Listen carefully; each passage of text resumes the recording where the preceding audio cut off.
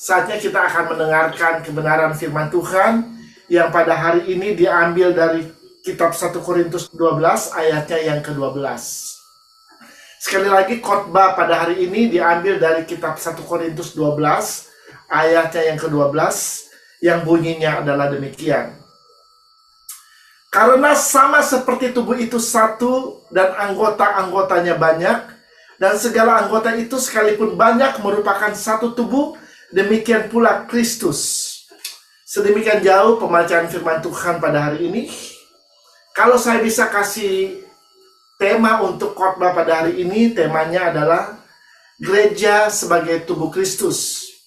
Saya akan membawa khotbah pada hari ini. Khotbahnya bersifat pengajaran dan mungkin ada banyak ayat yang akan kita lihat pada hari ini. Kita akan sama-sama belajar tentang gereja sebagai tubuh Kristus. Apa itu gereja? Gereja bukan bangunan, tetapi gereja adalah kumpulan dari orang-orang yang percaya kepada Tuhan. Itu adalah gereja. Kalau Anda membaca Alkitab, ada beberapa hal yang dikatakan tentang gereja Tuhan. Yang pertama, gereja adalah mempelai Kristus.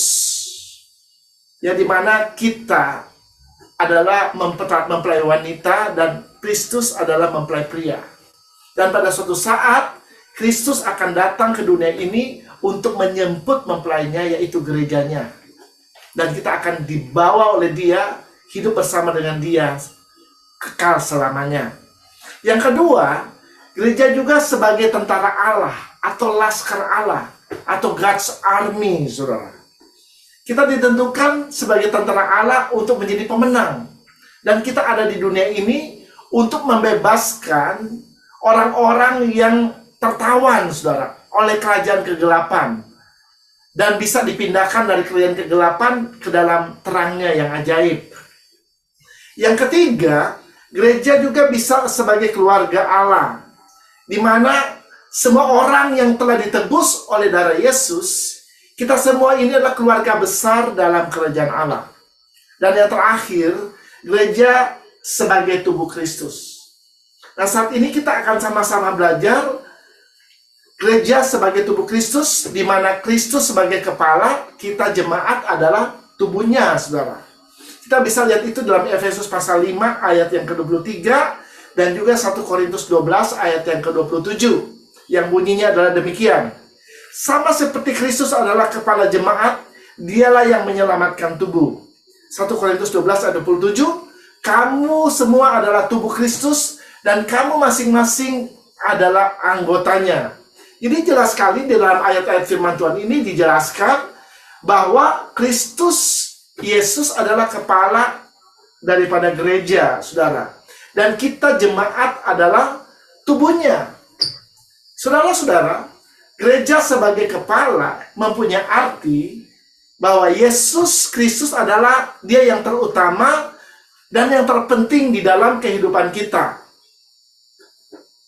Pada waktu kita percaya kepada Yesus sebagai Tuhan dan Juru Selamat di dalam hidup kita, itu artinya kita menjadikan dia sebagai Tuhan. Dalam bahasa aslinya, kata Tuhan ini dipakai kata kurios, atau penguasa tunggal. Penguasa satu-satunya yang berdaulat atas hidup kita, saudara. Jadi, pada waktu kita menjadikan Yesus sebagai Tuhan, itu artinya kita menjadikan dia sebagai pemimpin, sebagai kepala atas tubuhnya, saudara. Jadi, ketika kita mengakui Yesus sebagai kepala atas gerejanya, maka kita harus merelakan hidup kita dipimpin, diarahkan, dan dituntun oleh Tuhan. Jadi hidup kita bukan hidup kita lagi. Kita melakukan apa-apa bukan kehendak kita lagi, tetapi biarlah kehendak Tuhan yang jadi di dalam hidup kita. Hidup kita harus senantiasa kita biarkan dipimpin oleh Tuhan, saudara, oleh Roh Kudus. Pada waktu kita menjadikan dia sebagai kepala, artinya dialah yang memimpin hidup kita, dia yang mengendalikan, dia yang menguasai kehidupan kita. Sama seperti Tuhan Yesus pada waktu dia ada di dunia ini, pada waktu dia melakukan pekerjaannya, dia tidak melakukan itu berdasarkan kehendak dia sendiri, tetapi dia melakukan itu menurut apa yang menjadi kehendak Bapa di surga. Demikian juga dengan kehidupan kita.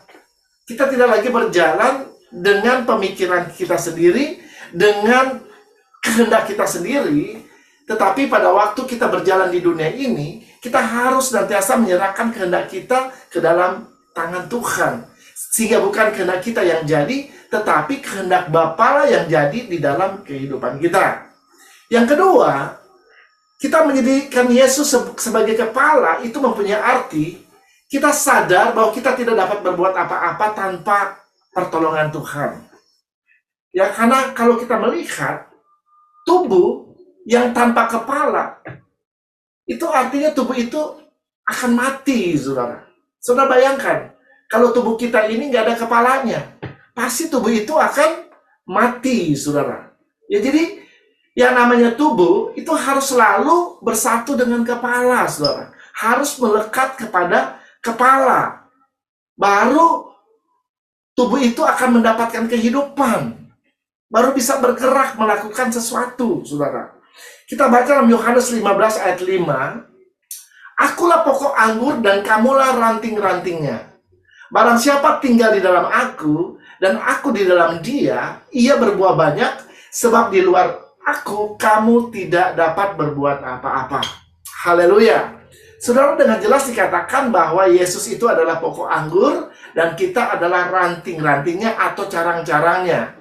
Dan yang namanya ranting itu harus nempel kepada pokok anggur, saudara. Baru ranting itu bisa menghasilkan buah. Kalau ranting itu terpisah atau terlepas dari pokok anggur, maka tinggal tunggu tanggal mainnya, pasti ranting itu akan mati atau menjadi kering, saudara. Dan kemudian mati. Ya, demikian juga dengan kehidupan kita sebagai orang percaya, kita harus senantiasa melekat kepada Tuhan. Sebagai tubuh Kristus, kita harus melekat kepada kepala. Ya, harus melekat. Baru kita bisa menghasilkan buah. Baru kita bisa berkarya, bisa dipakai oleh Tuhan untuk melakukan pekerjaannya selama kita hidup di muka bumi ini. Kata berbuah di sini mempunyai arti bahwa hidup kita selama kita ada di dunia ini, kita harus berproduksi bagi kerajaan Allah. Ya, harus produktif. Harus menghasilkan sesuatu bagi kerajaan Allah. Dan itu hanya bisa terjadi pada waktu kita melekat kepada Kristus, saudara. Ya, jadi sebagai gereja Tuhan, kita harus mengizinkan Dia menjadi kepala. Karena gereja yang menjadikan Yesus sebagai kepala yang memimpin kehidupan mereka, itu adalah gereja yang akan bergerak dengan otoritas dan kuasa Allah, gereja yang akan bergerak untuk menggenapi rencana Allah di muka bumi ini, saudara. Dan gereja yang seperti ini adalah gereja yang bisa dipakai oleh Tuhan untuk menyatakan perbuatan-perbuatannya yang besar, untuk menyatakan perbuatan-perbuatannya yang dahsyat, untuk menyatakan kemuliaannya di muka bumi ini. Saudara-saudara, kalau berbicara tentang tubuh itu terdiri dari banyak anggota tubuh. Coba saudara perhatikan tubuh Anda. Ya, tubuh kita ini terdiri dari banyak anggota tubuh. Misalnya tangan kita. Di tangan itu juga ada jari-jari. Jari-jari itu ada jari jempol, jari telunjuk, jari tengah, jari manis, dan ada jari kelingking. Ya, ada juga kaki. Jadi di tubuh itu ada banyak anggota tubuh, saudara. Ya, jadi tubuh itu terdiri dari banyak anggota tubuh. Kita bisa baca itu dalam 1 Korintus 12 ayat yang ke-12. Coba kita lihat ayatnya. Karena sama seperti tubuh itu satu dan anggota-anggotanya banyak, dan segala anggota itu sekalipun banyak, merupakan satu tubuh, demikian pula Kristus. Ya, jadi kita lihat di sini, tubuh Kristus terdiri dari banyak anggota. Dan setiap orang yang percaya, kita ini adalah anggota dari tubuh Kristus. Walaupun tubuh itu terdiri dari banyak anggota tubuh, tetapi tidak kacau balau dan berantakan, saudara. Semua kalau kita lihat tubuh itu tersusun, terikat dan tersusun dengan rapi. Benar? Coba Anda lihat, ya saudara, di kiri kanan saudara. Ya, itu kita lihat tubuh kita masing-masing. Itu kelihatannya begitu indah. Ya, karena pada waktu Allah menciptakan kita, Dia menciptakan kita serupa dan segambar dengan Dia. Ya, kita diciptakan menurut image-nya Tuhan, kita diciptakan, saudara. Ya, diciptakan begitu tersusun dengan rapi, saudara. Ya, mata ditaruhnya di sini. Coba saudara bayangkan kalau mata Anda ada di atas ini, saudara. Gimana jadinya kalau hujan? Semuanya udah kelilipan, saudara. Benar? Makanya Tuhan itu baik, dia taruhnya di sini. Dia tahu menempatkan. Mata itu harus di mana, hidung harus di mana, mulut harus di mana, tangan harus di mana, diletakkan di dalam tubuh. Ya, jadi kita diciptakan dengan teratur, dengan rapi, tersusun, saudara. Luar biasa, saudara, kalau Anda melihat tubuhmu. Karena kita memang adalah masterpiece, mahakaryanya Tuhan. Ya, kita adalah bukan masa produksi, saudara. Ya, kita adalah mahakarya. Ya, kita adalah diciptakan Tuhan ini nggak ada duanya di dunia ini. Ya, kalau Anda lihat Ibu Lydia ini nggak ada duanya di dunia ini. Ya, Ibu Lydia itu hanya satu di dunia. Ya, Pak Pujianto, ya, dia hanya satu, saudara. Ya, nggak ada yang bisa menyamai dia, karena dia diciptakan unik, ya. Dan dia diciptakan dengan serupa dan segambar dengan Allah. Tuhan memberikan karunia talenta yang orang lain mungkin tidak punya, dia miliki, saudara. Ya, kita diciptakan masing-masing dengan karunia dan talenta yang Tuhan berikan di dalam hidup kita. Ya, kalau kita lihat, ya, tubuh kita ini tidak kacau dan berantakan. Karena memang Tuhan kita bukan Tuhan yang kacau, saudara. Bukan Tuhan yang berantakan. God is very organized, saudara. Dia adalah Tuhan yang sangat organized, ya, yang teratur, ya. Kalau kita lihat apa yang dikatakan Tuhan mengenai tubuhnya, kita bisa baca itu dalam Efesus 4 ayat yang ke-16. Coba kita lihat. Daripadanya lah seluruh tubuh yang rapi tersusun dan diikat menjadi satu pelayanan, semua bagiannya sesuai dengan kadar tiap-tiap anggota menerima pertumbuhannya dan membangun dirinya dalam kasih. Haleluya. Saudara perhatikan yang pertama, coba bisa ditampilkan sekali lagi. Saudara perhatikan, daripadanya seluruh tubuh yang rapi tersusun. Jadi tubuh itu rapi tersusun, saudara. Ya, saudara lihat tubuh Anda itu rapi tersusun, nggak kacau balau, saudara. Ya, karena Tuhan memang bukan Tuhan yang kacau, saudara. Dia adalah Allah yang sempurna. Ya, semua yang diciptakan, dia ciptakan kita serupa dan segambar dengan Dia. Ya, kita lihat semua ada dalam posisinya dengan tepat, saudara. Anggota-anggota tubuh kita menempati posisinya secara tepat, saudara. Ya, dan Tuhan kita memang Tuhan yang tidak menghendaki adanya kekacauan. Segala sesuatu harus berjalan dengan tertib dan teratur, saudara. Kalau kita melihat ciptaan Tuhan, semuanya tersusun dengan rapi dan teratur.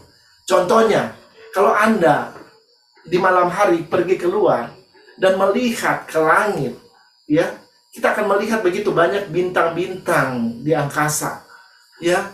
Bahkan ada planet-planet di angkasa sana, saudara, ya.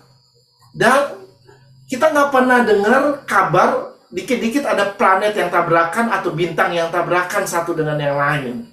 Karena bintang-bintang dan planet-planet itu ditempatkan secara teratur oleh Tuhan. Amin. Bahkan bumi ini ditempatkan di tempat yang pas, saudara. Di galaksi Bima Sakti ini, ya, bumi ini di galaksi Bima Sakti ditempatkan secara tepat di tempatnya, saudara. Sehingga tidak bertabrakan dengan bintang-bintang lain atau planet-planet yang lain, saudara. Ini luar biasa.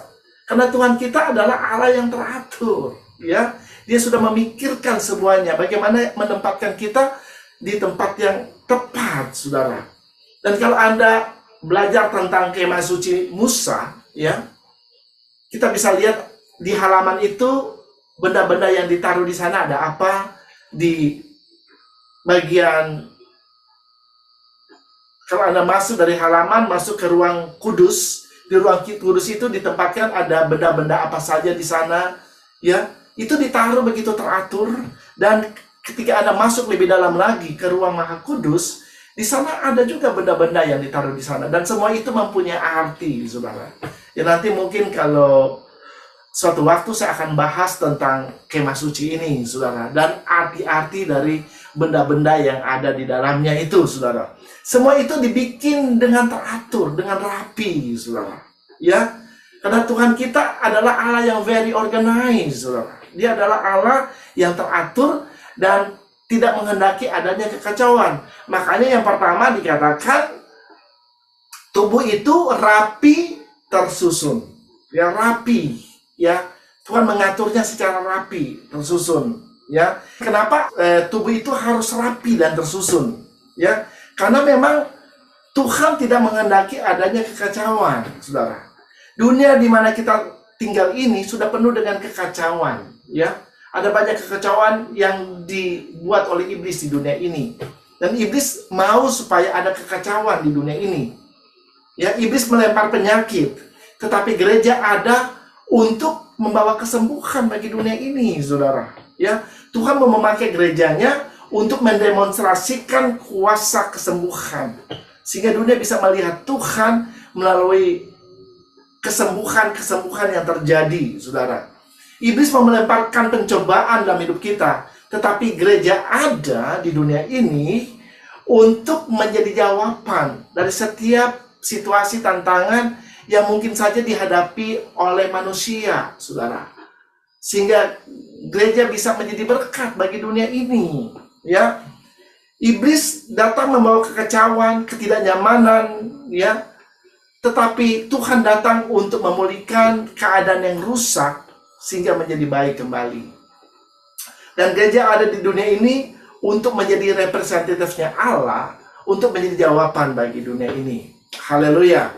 Ya, itu yang pertama, saudara. Ya, tubuh itu kalau kita lihat dikatakan oleh firman Allah semuanya rapi tersusun. Ya, yang kedua, coba kita buka lagi Efesus 4 ayat 16. Dikatakan keadaan tubuh itu pertama rapi tersusun, dan yang kedua diikat menjadi satu oleh pelayanan semua bagiannya. Jadi anggota-anggota tubuh itu terikat menjadi satu, saudara. Jadi nggak terpisah-pisah, ya. Semua terikat menjadi satu. Ya, kita harus menyadari bahwa kita ini telah dipersatukan, diikat menjadi satu oleh kasih Kristus. Kenapa penting sekali sebagai anggota-anggota dari tubuh Kristus, kita harus diikat dan dipersatukan.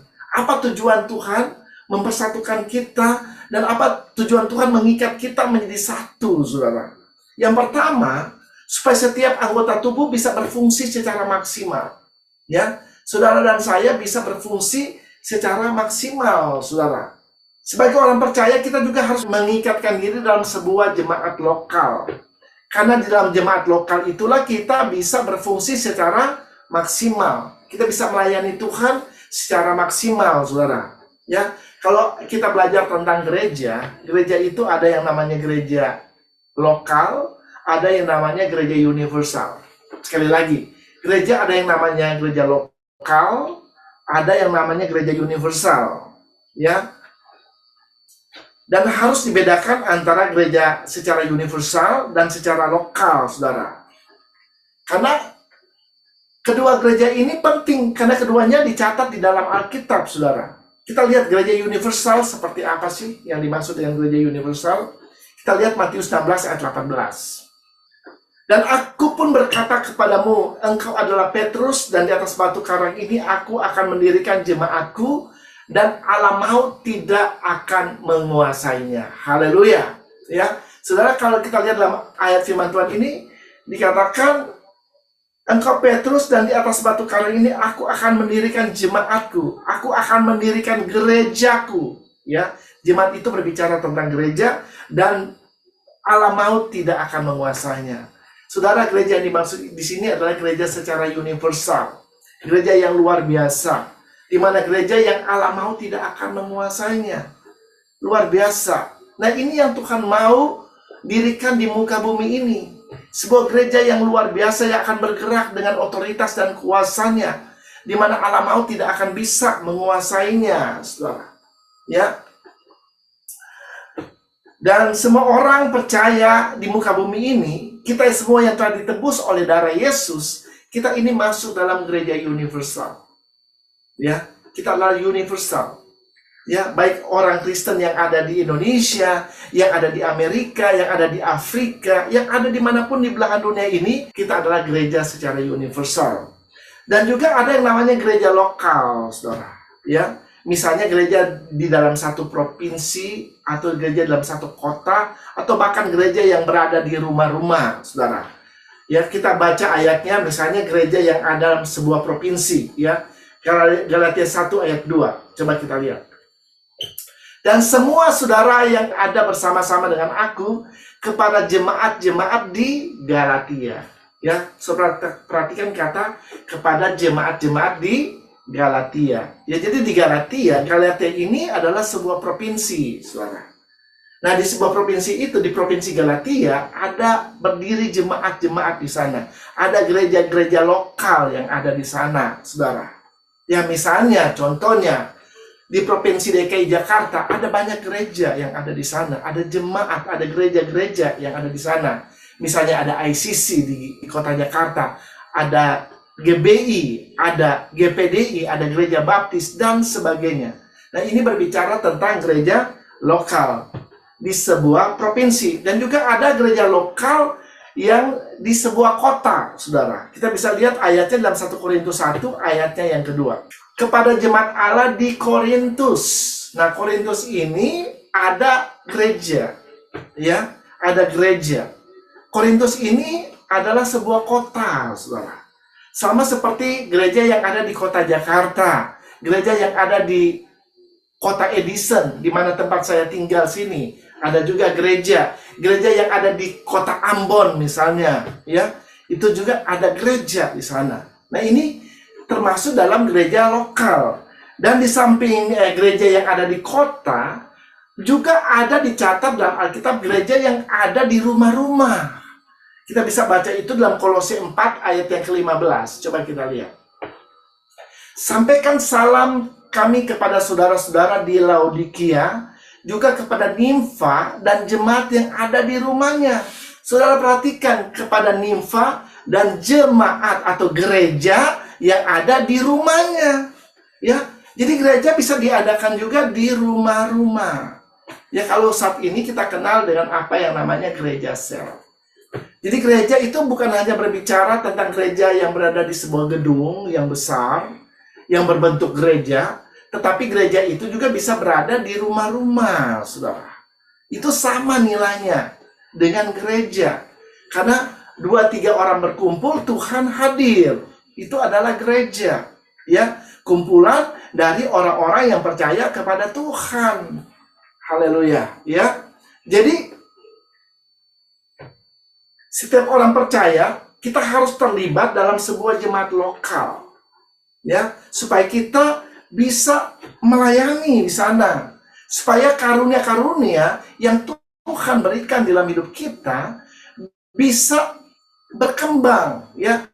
Talenta yang Tuhan berikan dalam hidup kita, kita bisa aplikasikan itu, ya, di dalam pelayanan, saudara. Ya, Anda bisa melayani Tuhan dengan berbagai macam cara, saudara. Ya, dengan talenta dan karunia yang Tuhan berikan di dalam hidupmu. Kita baca dalam 1 Korintus 12 ayat 18. Tetapi Allah telah memberikan kepada anggota masing-masing secara khusus suatu tempat pada tubuh seperti yang dikehendakinya. Sudah perhatikan, Allah telah memberikan kepada anggota masing-masing secara khusus suatu tempat pada tubuh. Jadi, Tuhan yang menempatkan kita di dalam tubuh Kristus itu, saudara. Ya, dan kalau kita ditempatkan dengan karunia, talenta yang Tuhan berikan dalam hidup kita, kedudukan kita tidak bisa digantikan dengan orang lain, saudara. Karena Tuhan tahu kita cocoknya di mana. Makanya dia tempatkan secara khusus di sana, saudara. Misalnya Pak Pujianto. Nggak semua orang bisa main keyboard, saudara. Benar? Ya? Saya nggak bisa main keyboard, saudara. Saya bisa main gitar, tapi nggak bisa main keyboard. Ya, Pak Pujianto bisa main keyboard. Ya. Jadi, setiap minggu dia mengiringi kita untuk bermain keyboard, saudara. Dan Ibu Lydia sebagai worship leader. Dan ada juga yang jadi singers. Ada yang jadi ushers, kolektan. Semua itu pelayanan yang Tuhan berikan kepada kita masing-masing, dan semua orang itu berbeda. Ya, ada orang yang memang kalau jadi asal emang cocok, ya. Ya, tiap kali ada orang datang langsung disambut dengan senyum, ya, shalom, ya. Ada orang yang nggak bisa gitu, saudara, ya. Tapi ada orang yang memang cocok untuk di situ, saudara. Orang yang ketemu dia langsung senyum, saudara, langsung sukacita, karena emang talent karunianya di situ, saudara, ya. Jadi kita dipakai oleh Tuhan dengan cara yang berbeda-beda, ya. Baik itu sebagai worship leader, singers, usher, pendoa. Ada orang dipakai untuk hanya berdoa. Itu pun penting, saudara. Ya, gereja yang kuat adalah gereja yang berdoa. Mesti ada pendoa di sana. Ya, saya percaya pada waktu saya sedang berkhotbah saat ini, pasti ada yang mendoakan. Amin. Ya, jadi penting, ya. Dan juga ada pengkhotbah, ya. Itu juga penting. Jadi nggak ada yang nggak penting di dalam tubuh Kristus. Semua harus bergerak dengan talenta dan karunia yang Tuhan berikan di dalam hidup kita, dan tempati posisi kita di sana, ya. Tempati posisi kita dan berikan secara maksimal apa yang Tuhan percayakan di dalam hidup kita untuk memuliakan Tuhan. Amin. Ya. Dan sekali lagi, posisi kita tidak bisa digantikan dengan orang lain. Kalau Anda ada di situ, Tuhan mau supaya Anda berfungsi, ya, sesuai dengan talenta dan karunia yang Tuhan berikan di dalam hidupmu, ya. Kalau kita baca dalam 1 Korintus 12 ayat 21, jadi mata tidak dapat berkata kepada tangan, aku tidak membutuhkan engkau, dan kepala tidak dapat berkata kepada kaki, aku tidak membutuhkan engkau. Jelas sekali di sini, ya. Mata tidak dapat berkata kepada tangan, aku nggak butuh engkau. Nggak bisa juga, ya. Mata itu membutuhkan tangan, saudara, ya. Dan kepala tidak dapat berkata kepada kaki, aku tidak membutuhkan engkau. Karena sebenarnya semua anggota tubuh itu saling membutuhkan satu dengan yang lain. Artinya semua anggota yang ada dalam tubuh Kristus itu penting, ya. Tidak ada yang tidak penting. Semua penting di mata Tuhan, saudara. Karena kita sudah ditebus oleh darah Yesus. Kita semua berharga dan mulia di mata Tuhan. Jadi nggak ada yang nggak penting di mata Tuhan. Semua kita penting di mata Tuhan. Dan memang kalau berbicara di dalam kerajaan Allah, di kerajaan Allah itu tidak ada yang namanya pengangguran, saudara.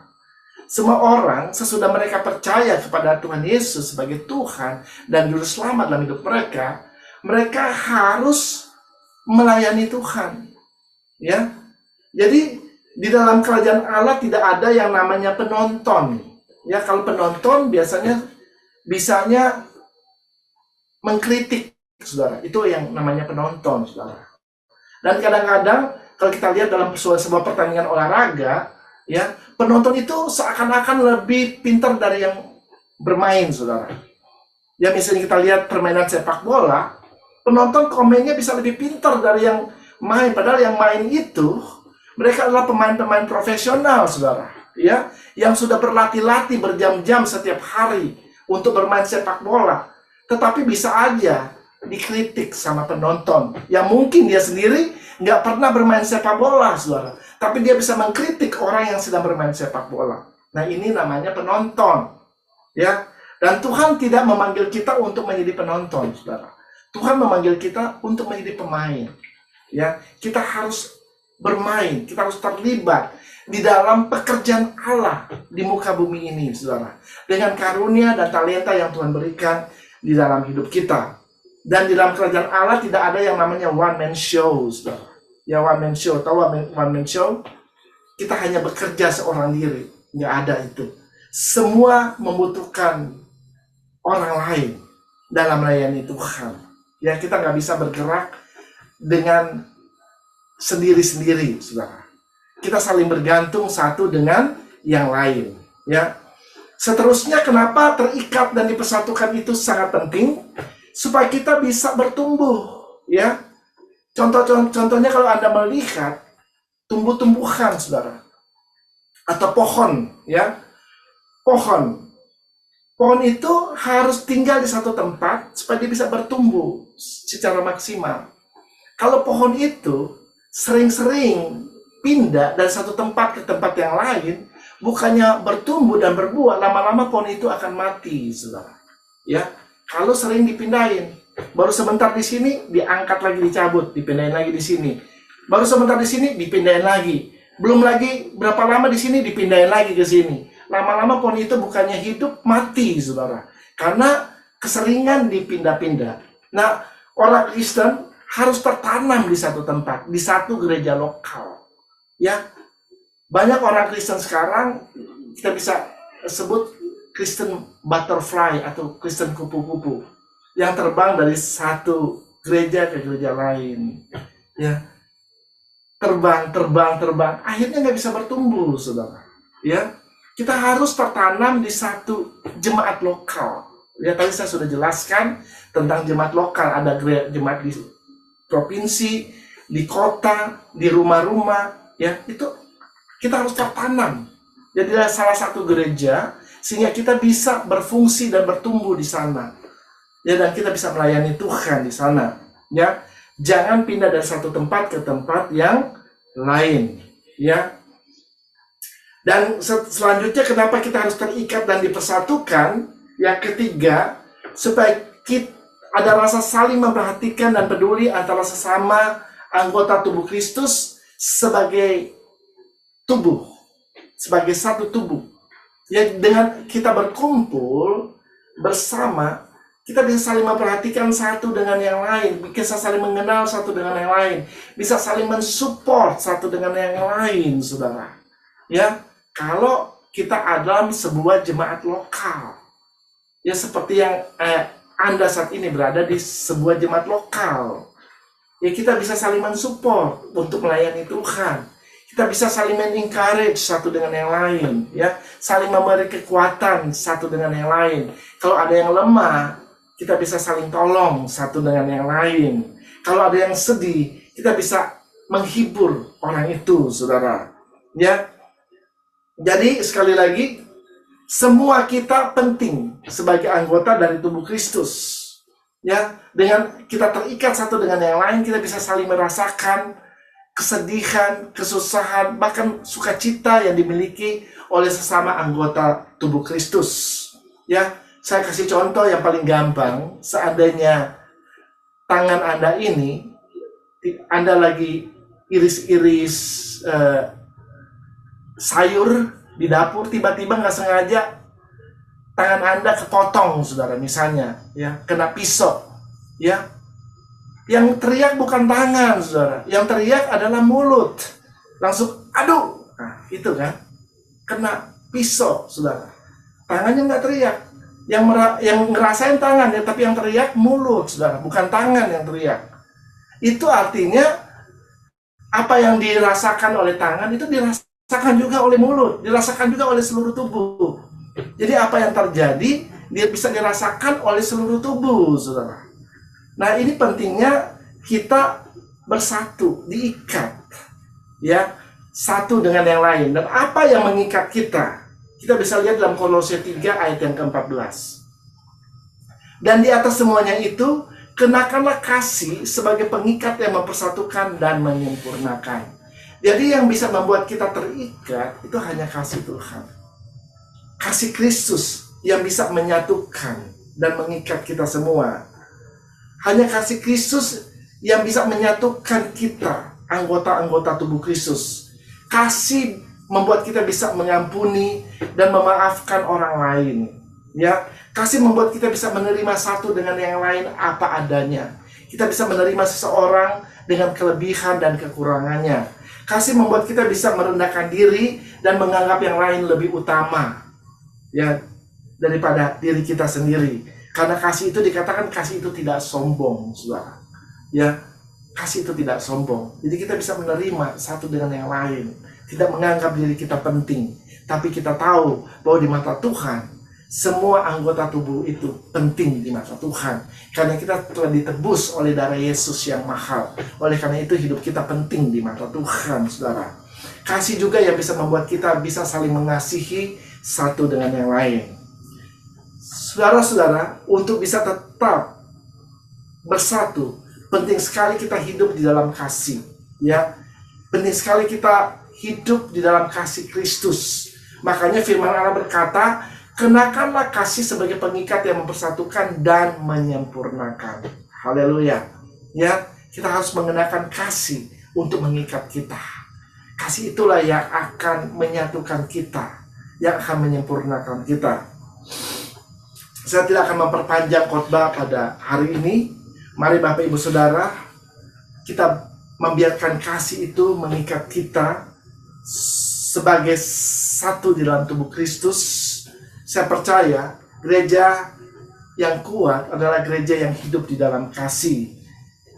Dengan hidup di dalam kasih dan dengan terikat satu dengan yang lain, kita bisa sama-sama bergandengan tangan untuk melakukan fungsi daripada gereja Tuhan selama kita ada di dunia ini. Kita bisa bersatu dan sama-sama bisa dipakai oleh Tuhan secara maksimal, sehingga nama Tuhan bisa dipermuliakan melalui hidup kita. Amin.